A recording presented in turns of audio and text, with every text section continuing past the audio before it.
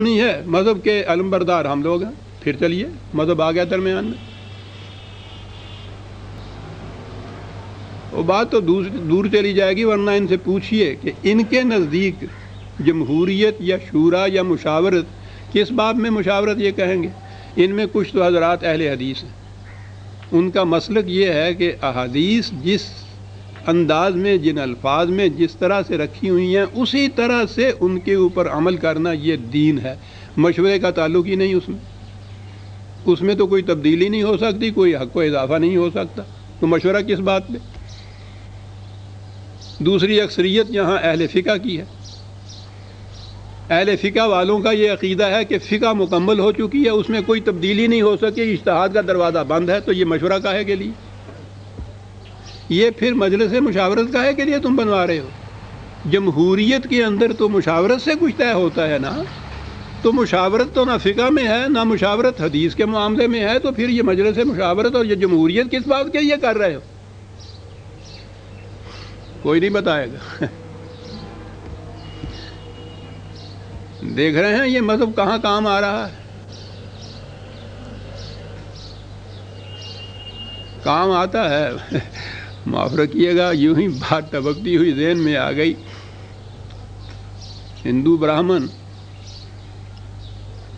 یہ رسوئی اپنی آپ کرتے ہیں، یہ خود پکاتے ہیں تو خود کھاتے ہیں۔ یہ چولہا لے کے بیٹھا ہوا تھا مندر کے باہر، روٹی پکا رہا تھا، وہ ایک کتا آیا اور روٹی اس نے ایک ہاتھ میں لی اور بھاگا۔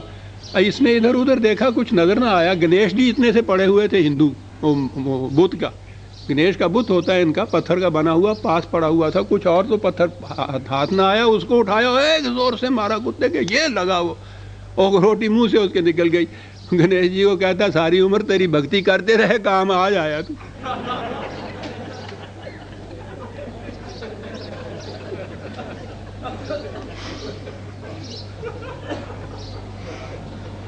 دیکھا مذہب کہاں کام آتا ہے۔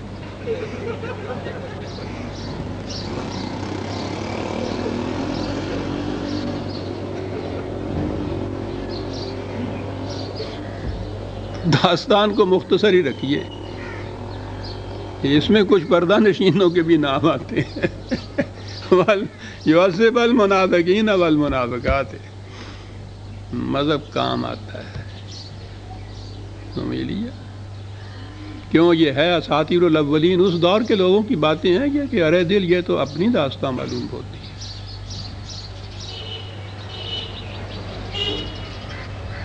اور آگے ہے والمشرکین والمشرکات، کہ یہ قریش مکہ تھے، ختم ہو گئے، ہم نہیں ہیں۔ بڑی مشکل ان کے لیے یہ ہے، یہاں آ کے جن پنجابی کی بھیڑ واٹ دینے بیچارے، مشکل ہے کہ یہ قرآن کی حفاظت کا ذمہ خدا نے لے رکھا ہے، ورنہ یہ بات یہاں تک نہ ہوتی اور وہ اب سمجھ میں آتی ہے کہ اس نے یہ اتنا بڑا قبضہ کیوں رکھا اس کے اوپر، اسے پتہ تھا کہ یہ کیا کریں گے اس کے ساتھ، کوئی چیز اور جو ہے دین کی اپنے اصل پہ نہیں رہی، قرآن کے الفاظ ضرور رہ گئے، لیکن اس کے لیے انہوں نے طے کر دیا کہ یہ تو تختہ مسجد نہ قابل سوختن نہ قابل فروختن، کسی کام ہی نہیں آتا، اس کو ثواب کے لیے پڑھتے چلے جائیے، آپ کے ہاں کا مذہب دین وہ تو دوسرا الگ ہے، لیکن بہرحال جو اسے مانتے ہیں ابھی تک اس کے لیے تو یہ قرآن قول ناطق ہے۔ یہ کہا نا کہ یہ قریش مکہ تھے، ان کے متعلق یہ کہا گیا ہے، وہ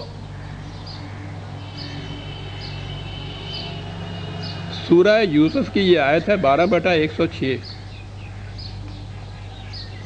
کہا کہ وَمَا يُؤْمِنُ أَكْثَرُهُمْ بِاللَّهِ إِلَّا وَهُمْ مُشْرِكُونَ، ان کی اکثریت کی کیفیت یہ ہے کہ اللہ پر ایمان کے بھی دعوے دار ہیں اور مشرک کے مشرک رہتے ہیں،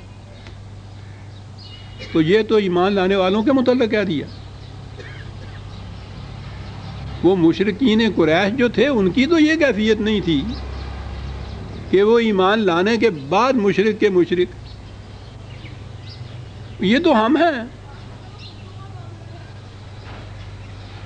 تو بات یہاں سے تو نکھر آئی کہ قریش مکہ کی بات نہیں ہے۔ پھر کیا بات ہوئی کہ جی مشرک جو ہے وہ بت پرست ہوتا ہے، اب یہاں بت پرستی تو ہوتی نہیں،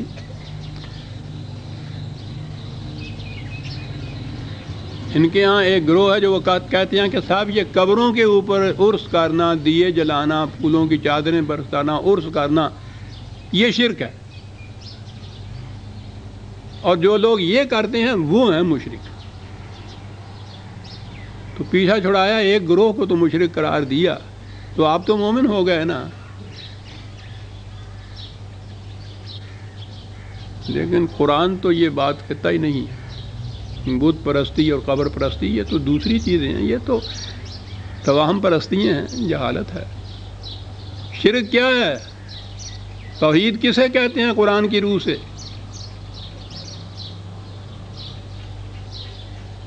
18/26 قرآن کہتا ہے کہ خدا شرک، سن لیجئے کیا ہے شرک، اور توحید کسے کہتے ہیں؟ لا یشرک فی حکمہ ہی احدا، خدا اپنے حق کے حکومت میں، اپنے احکام میں، اپنے قوانین میں کسی کو شریک نہیں کرتا۔ تو شرک تو یہ ہے۔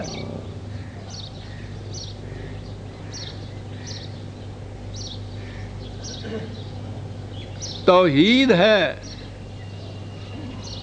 خالص قرآن کی، خدا کی کتاب کی، خدا کے احکام کی، خدا کے قوانین کی پیروی، خالص اس کی پیروی، توحید خالص۔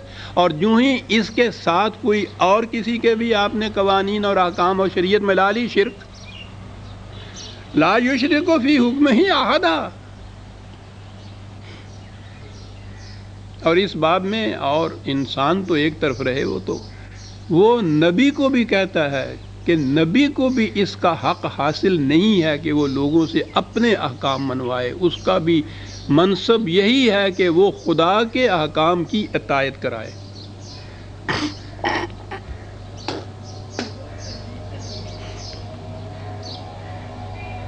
شریک فی الحکم ہے جو شرک ہے۔ اب اس کے لیے توحید کیا ہے؟ یہ تو شرک ہو گیا نا۔ عزیزان مان بڑی توجہ سے ان چیزوں کے نوٹس رکھیے، زندگی کا کیا اعتبار ہے، شاید کہیں اور نہ ملے۔ یہ شرک ہے۔ توحید کیا ہے؟ 29/51 29/51 توحید خالص جسے میں نے ابھی کہا ہے، اس میں تو کہا گیا نا کہ وہ شریک نہیں کرتا کسی اور کو اپنے۔ کہا کہ اولم یکفہم انا انزلنا علیک الکتاب یتلی علیہم، کیا یہ ان کے لیے کافی نہیں ہے کہ ہم نے یہ کتاب نازل کر دی ہے؟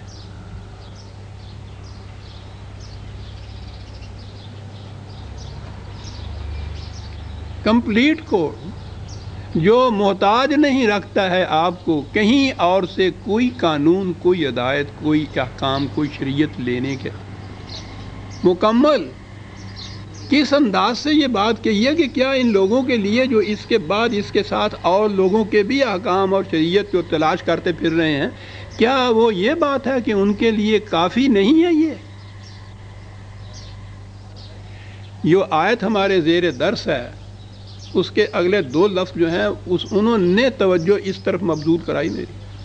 وہ کہتا ہے وہ کہ مشرکین والمشرکات ظانین باللہ ظن السوء، خدا کے متعلق انہیں یہ خیال یا وسوسہ گزرتا ہے کہ وہ خالص خدا کی اطاعت یا اس کے قوانین جو ہیں وہ نہیں کامیاب بنا سکتے۔